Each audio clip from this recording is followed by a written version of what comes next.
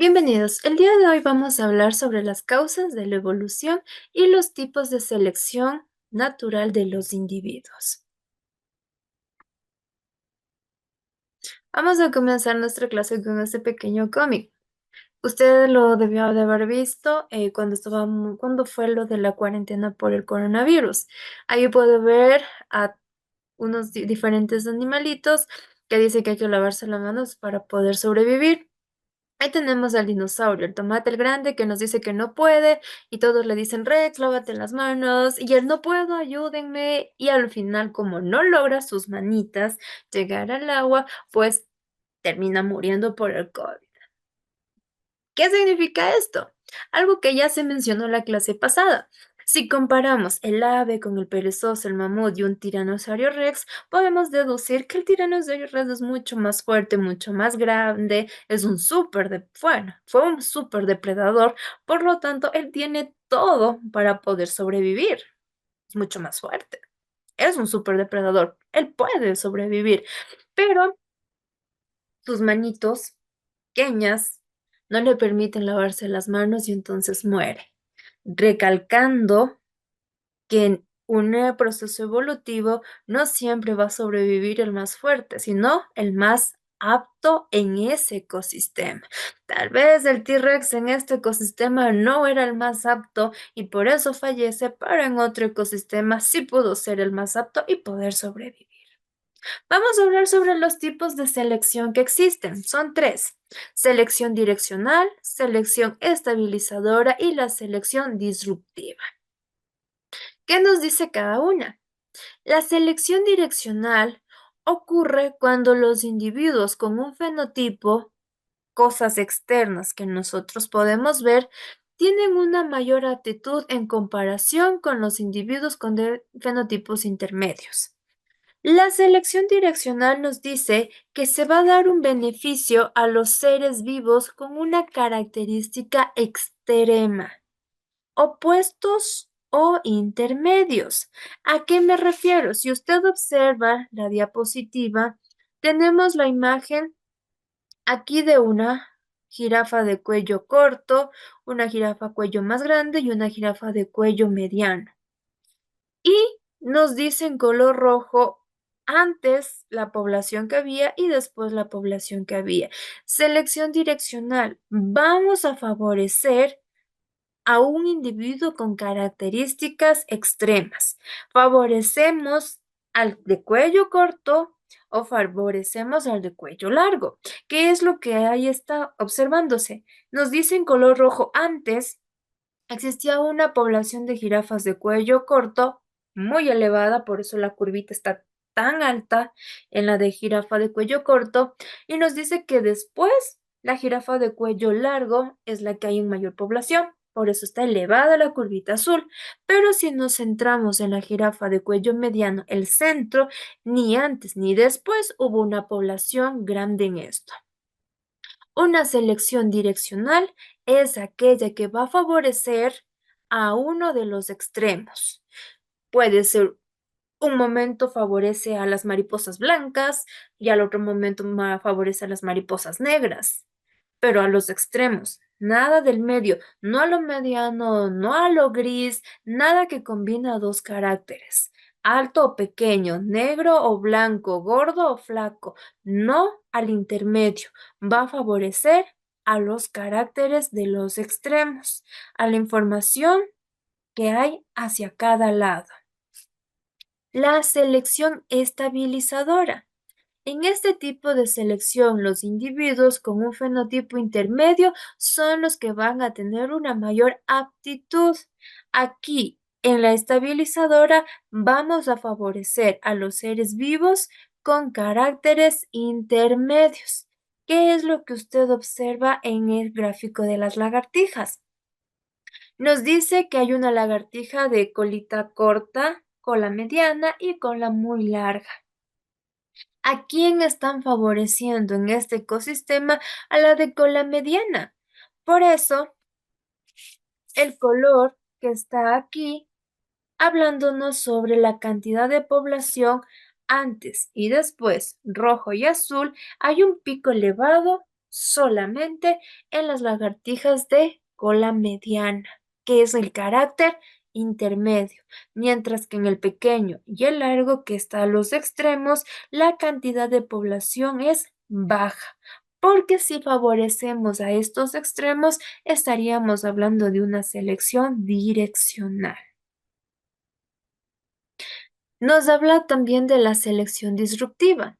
En este caso, los individuos con fenotipos extremos tienen una mayor aptitud en comparación con los individuos de fenotipos intermedios.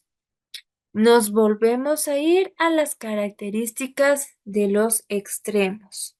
No en el centro, sino a los extremos, nos dice que va a tener mayor probabilidad de poder sobrevivir. Mientras que vamos a perjudicar a los organismos que tengan características intermedias. Recuerde los tipos de selección: direccional, estabilizadora, disruptiva. Direccional, nos vamos a enfocar en los extremos, en uno de mis dos extremos. O bien es alto, o es pequeño, es blanco o es negro.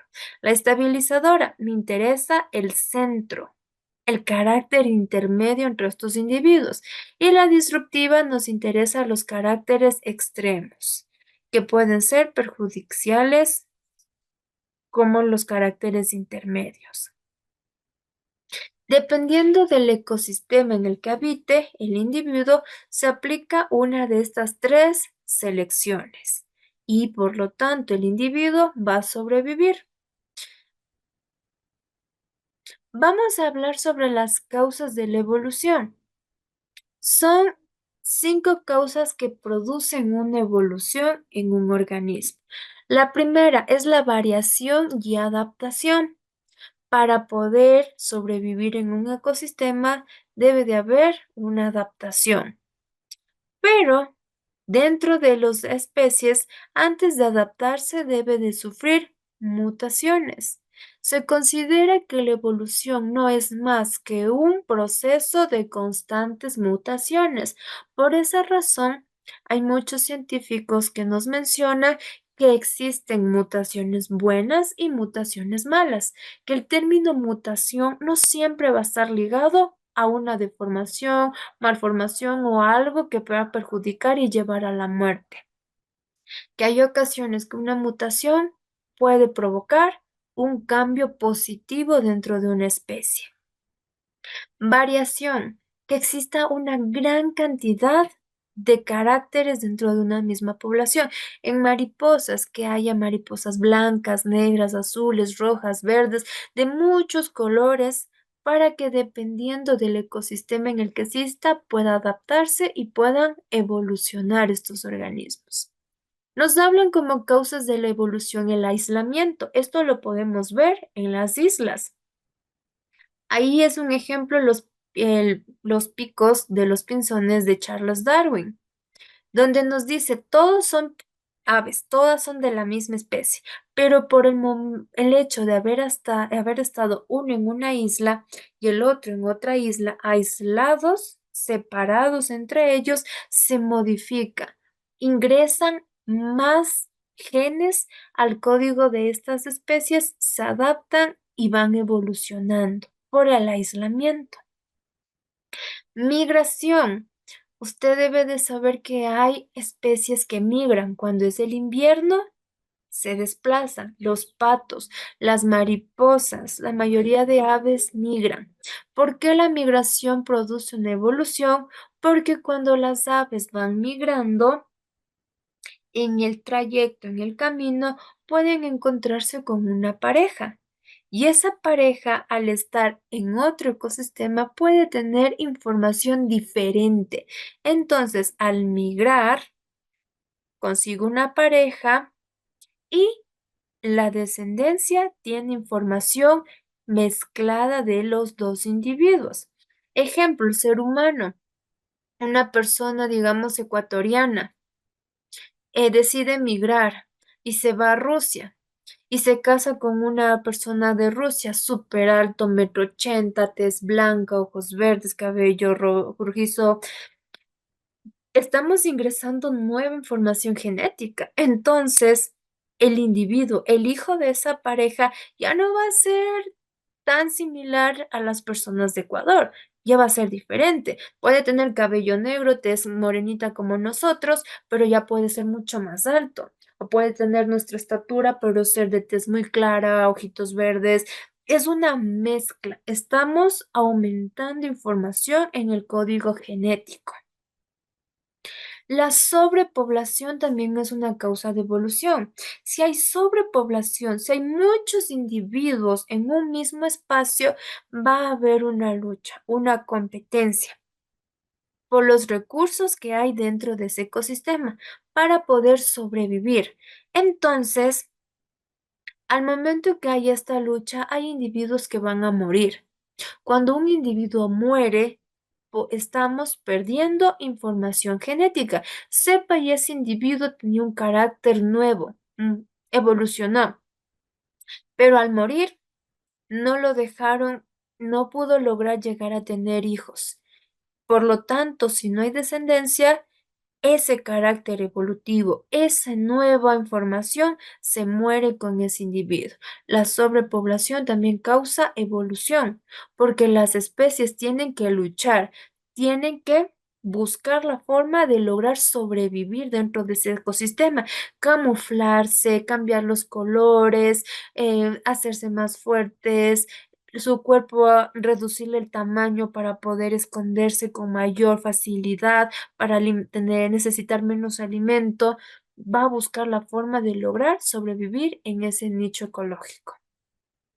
Reproducción y supervivencia es otra de las causas de la evolución. Reproducción. ¿Por qué es algo relacionado a la evolución? Las especies, principalmente en aves, usted puede observarlo en internet, tienden a seleccionar a los individuos con los que se van a reproducir.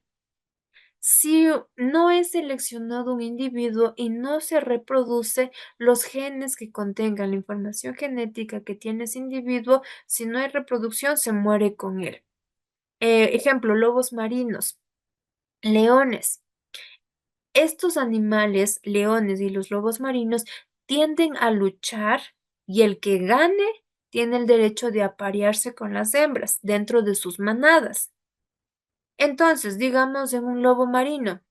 Había un lobo marino con un carácter evolutivo sorprendente, que les permitía poder, digamos, les permitía poder volar. Pero como es el más débil, no pudo vencer y hubo uno más fuerte, entonces no se va a poder reproducir.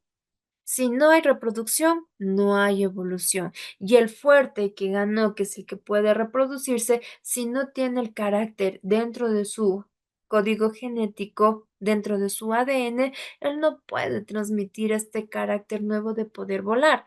Entonces la reproducción va ligada muchísimo de la evolución, porque si no hay descendencia, no va a haber evolución.